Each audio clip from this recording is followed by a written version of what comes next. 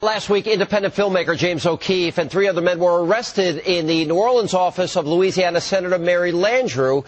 And since that time, a number of allegations have been made about what O'Keefe and the others were doing that day. And joining me now for an exclusive interview to give us his side of the story is the man who gained national attention with his undercover Acorn videos, James O'Keefe. He's back. James, good to see you. Thanks for being here. Thanks. All right, let's start at the beginning, which is probably the best place to start. Tell us what happened. Well, there were reports that Senator Landrieu, her constituents, were not able to get through to her. She said her lines were jammed for a few weeks after she received a few $100 million in money in exchange for her vote on the health care bill.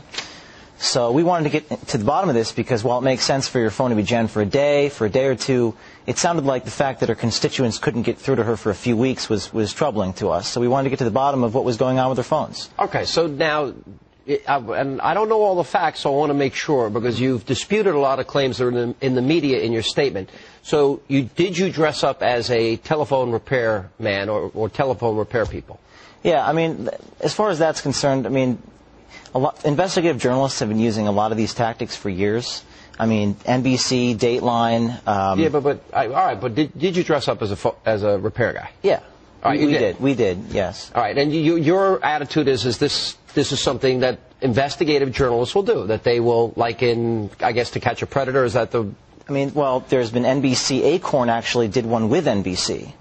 They went into a tax office in 2005 and they put a video camera in their sunglasses. And they celebrated it in their annual report. You also had Food Line, you have 60 Minutes, you have 2020. I mean, these are things investigative journalists have been doing for years. Okay. So, I mean, and the reports about the wiretapping, the bugging, that's just completely false. I want to get to that, but I want to go logic. The U.S. attorney has charged you with entering federal property under false pretenses for the purpose of committing a felony. So do you know what the underlying felony is here? I mean, I can't, as much as I'd love to talk, I can't get into the legal stuff because, you know, this is an ongoing investigation. We're cooperating with the U.S. Attorney's Office. Oh, stop. You're cooperating with the U.S. Attorney. Well, this is an ongoing investigation, so I can't get into I can't comment further about it. All right. And for the record, you're here of your own volition, and you are here without your attorney by your own choice. Yes. All right. So when you went into Landrieu's office, your intentions were what? What did you want to find out? We wanted to get to the bottom of the claim that she was not answering her phones or her phones were jammed. We wanted to find out why her constituents couldn't get through to her. We wanted to verify the reports. And what did you do the minute you got in the office? What were your methods? We used the same tactics that investigative journalists have been using. In all the videos I do, I pose as something I'm not, trying to get to the bottom of the truth about why they weren't answering their phones or their intention behind not answering their phones. All right. Now, did you think about it? Did you have any issues with the fact that this is a U.S. Senator's office versus, for example, going into Acorn? And that as a U.S. Senator, this is a federal building, this is federal property, you're going near federal phones. Did that enter your mind prior to going into this office? Well, I mean, generally speaking, it's the people's office. These are representatives of our country. And we deserve to find out if they're accepting $300 million in money. We deserve to find out what's going on, why the people of Louisiana couldn't get through to her. I understand that, but did you have any concern that she is a U.S. Senator?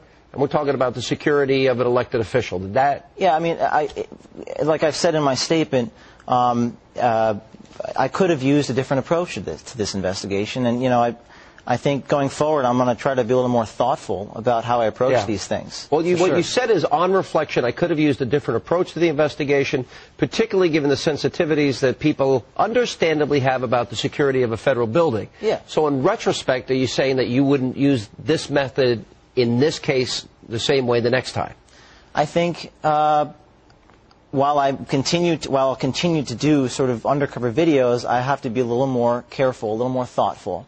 And I'd have to, the sort of investigative tools I use, I'll have to, you know, think about it. All right. Now, one of the big questions, because if you look at, for example, the reporting on this, people almost immediately refer to this as Louisiana Watergate. Yeah. Because you were going to your phones.